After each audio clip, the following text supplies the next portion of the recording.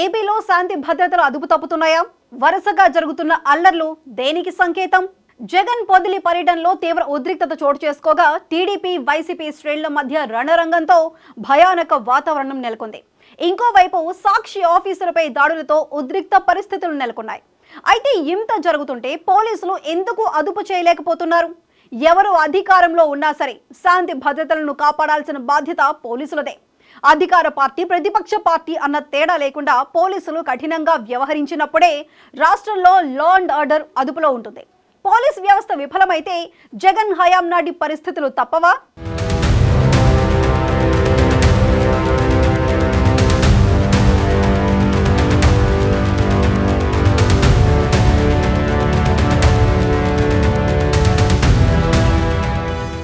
ఏపీలో law and order కఠినంగా లేకపోతే జగన్ హయాంలో ఏం జరిగిందో చూశాం. అప్పట్లో వైసీపీ శ్రేణుల ఇష్టారాజ్యం అన్నట్లుగా పరిస్థితి ఉండేది. అనేక చోట్ల దాడులు, దౌర్జన్యాలు జరిగాయి. విపక్షాలపై ఉక్కుపాదం నడిచింది. అయితే పోలీసుల వైఫల్యం వల్లనే నాడు అరాచక పరిస్థితులు నెలకొన్నాయన్న అభిప్రాయం వినిపించింది. అయితే కూటమి హయాంలో కూడా ప్రస్తుతం పరిస్థితులు నాటి సంఘటనలని గుర్తు చేస్తున్నాయని అంటున్నారు. సాక్షి ఆఫీసులపై దాడులు, అలాగే జగన్ పొదిలి పర్యటనలో బీభత్స పరిస్థితుల దృష్ట్యా రాష్ట్రంలో అసలు లా అండ్ ఆర్డర్ ఉందా? ఎందుకు పోలీసులు చోద్యం చూస్తున్నారు అన్న టాక్ వినిపిస్తోంది. ఇది ఇలాగే కంటిన్యూ అయితే జగన్ హయాం నాటి పరిస్థితులు ఖాయమని అంటున్నారు.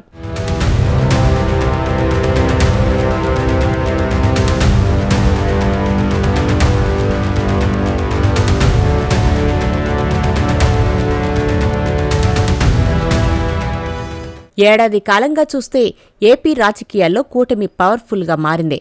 రాష్ట్రంలో అధికారంతో పాటు కేంద్రంలోని ప్రభుత్వం సహకారం ఉంది. అంతేకాదు, కూటమిలో కీలకంగా జనసేన అధినేత పవన్ కళ్యాణ్ ఉన్నారు. ఆయన వెనుక బలమైన సామాజిక వర్గం, అలాగే పుష్కలమైన సినీ గ్లామర్ యువత, మహిళల అండ ఇవన్నీ కూటమికి కొత్త శక్తిని ఇస్తున్నాయి. బీజేపీ పొత్తులో ఉండడంతో కేంద్ర మద్దతు కూడా మెండుగా దక్కుతోంది. చంద్రబాబు చాణక్య రాజకీయం ఉండనే ఉంది. దాంతో వైసీపీని పద్మవ్యూహంలో ఇరికించి మరీ కకావికలం చేస్తున్నారు. ఇక వైసీపీ తీరు చూస్తే మొదటి నుంచి ఒంటరి పోరుగా ఉంది. మిత్రులు ఎవరూ లేరా, లేదంటే కలిసిరారా అన్నది తెలియదు. కానీ పైన దేవుడు, కింద ప్రజలు తోడుంటే చాలు అంటూ జగన్ సాగిపోతున్నారు. కూటమి ఏడాది పాలన సందర్భంగా విజయోత్సవ సభ జరపబోతున్నారు. ఈ తరుణంలో వైసీపీ వాయిస్ రైజ్ చేస్తోంది. ఇప్పటికే వెన్నుపోటు దినం నిర్వహించిన వైసీపీ దూకుడు కంటిన్యూ చేయాలనుకుంటోంది. తాజాగా జగన్ పొదిలిలో పర్యటించి సర్కారుపై నిప్పులు చెరిగారు. అయితే జగన్ పొదిలి టూర్ రసాభసగా మారింది.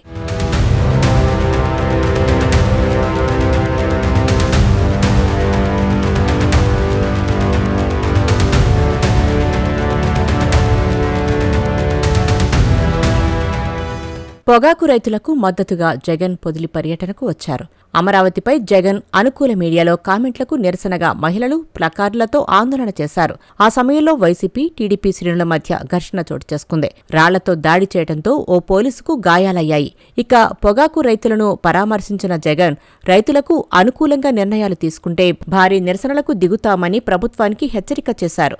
పొగాకు వేలం కేంద్రం వద్ద రైతులను పరామర్శించి వారితో మాట్లాడేందుకు వచ్చారు జగన్. ఈ సందర్భంగా జగన్కు నిరసన సెగ తగిలింది. మహిళలకు జగన్ బహిరంగ క్షమాపణలు చెప్పాలని డిమాండ్ చేశారు. ఈ క్రమంలో వైసీపీ శ్రేణుల నుంచి ఎదురుదాడి జరిగింది. ఆ సమయంలో కొందరు రాళ్లు, చెప్పులు విసిరారు. దీంతో అక్కడ విధులు నిర్వహిస్తున్న ఓ కానిస్టేబుల్కు గాయమైంది. పోలీసులు వారిని చెదరగొట్టారు.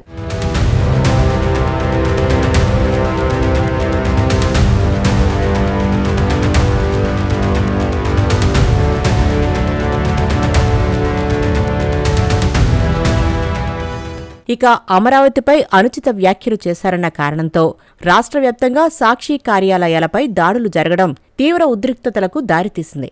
సాక్షిని మూసివేయాలన్న పట్టుదల, రాజకీయ కక్షతోనే ఇలా చేస్తున్నారని వైసీపీ నాయకులు అంటున్నారు.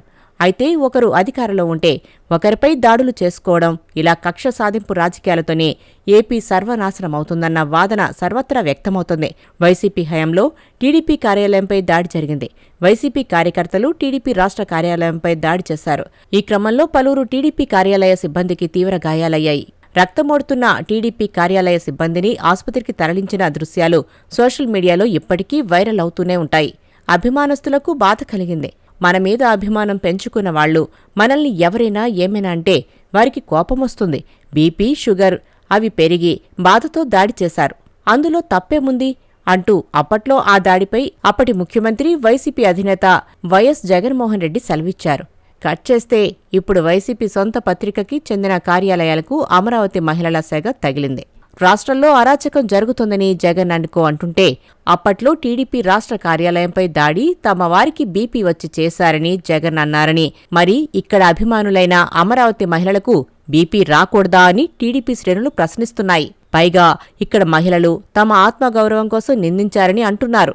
అంతేకాదు, ఇదంతా కోడికత్తి తరహాలో డ్రామా అని, వైసీపీ వాళ్లే సాక్షి ఆఫీసులపై దాడులు చేయించి తమపై ఆరోపణలు చేస్తున్నారని టీడీపీ అంటోంది.